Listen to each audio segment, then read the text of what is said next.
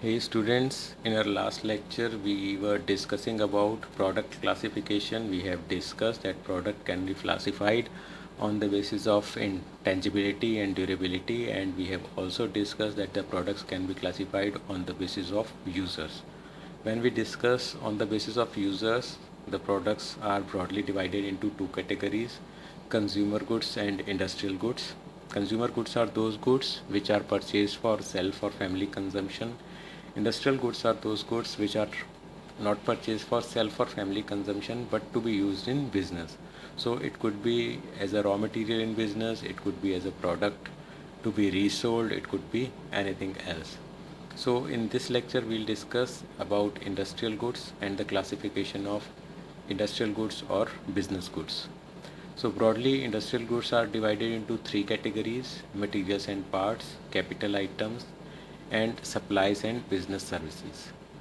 We have discussed in our last lecture as well that for a marketer it is very important to understand that in which particular class or category its products fall, because depending on that there are some guidelines or rules or marketing strategies that need to be followed. In fact, the marketing strategies are framed on the basis of which type of product a marketer is marketing. So, we'll discuss this as we go ahead with our classification. So, first category is materials and parts. Materials and parts are those goods, those industrial goods which are used as a material, raw material, or as a part in making finished goods. So these are those goods which are used as raw material or as part in making finished goods. So these materials and parts are generally extracted from nature and then are used as raw material or part in making some other goods, finished goods. So materials and parts are further divided into two categories: farm products and natural products. Within farm products, those products are included which are grown in farms like wheat, cotton, fruits, and natural products are those products which are not produced in farms but are procured from nature.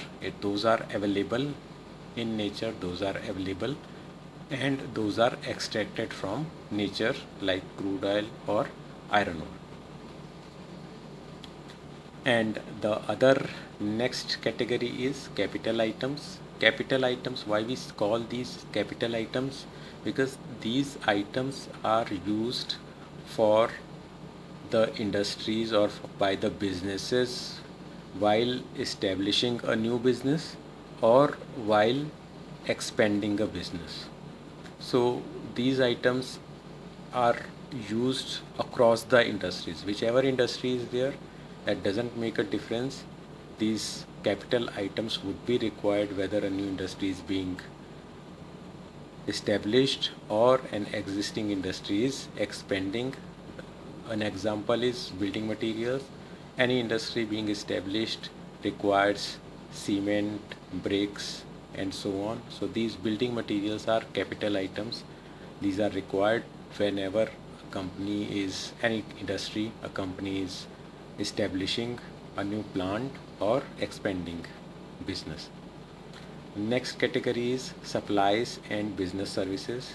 These are those products or goods which are again required throughout the industry but not as raw material but as a support product, and that is used by the industries for conducting or for smooth running of their businesses, like lubes, lubricants, oils, greases required across the industry. All the industries require lubricants or greases, papers, stationery, pens. So these items are required by the industries throughout the industries and throughout the year. Whichever industry is there, that industry is working, so these supplies and business services are required. Courier services are also another example in this. So as a marketer, we need to understand if we are supplying materials and parts, then we have some specific customers, specific group of businesses which are customers, which would be keep buying our product throughout the year as raw material. But there are some specific industries. Some industries require wheat as raw material, some as cotton, some as fruits, some as crude oil, some as iron ore or other type of ores. So these industries are very specific. Not all industries require one type of raw material.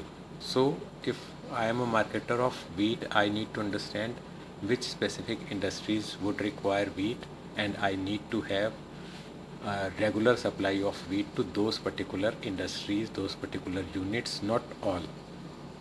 While in case of capital items, these items are required by all the industries across the industries, but only at the time of establishment or expansion of business.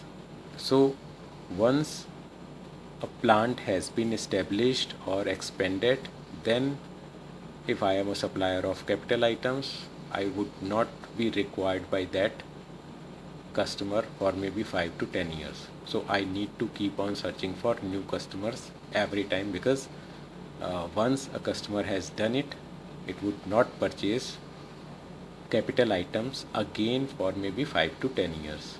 But for me, everyone is a customer who's going to establish or expand industry. When I was a supplier of wheat, I had some specific customers, but throughout the year.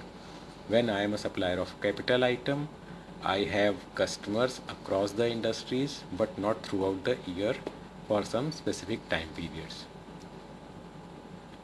So for me, it is important to understand where new industries are going to be established, which industry is expanding, and so on. And if I am a supplier of business services, then I am at an advantage. All the industries require my products and services, and throughout the year. Lubricants and grease are required by all the industries throughout the year. Stationery are required by all the industries throughout the year. Courier services are required by all the industries and throughout the year. So for this type of, if I am into this type of business, then I need to understand that every industry is my customer, and it is a customer throughout the year. So this is how, on the basis of all these aspects, I will decide my marketing strategies. That's all for this lecture. Thank you.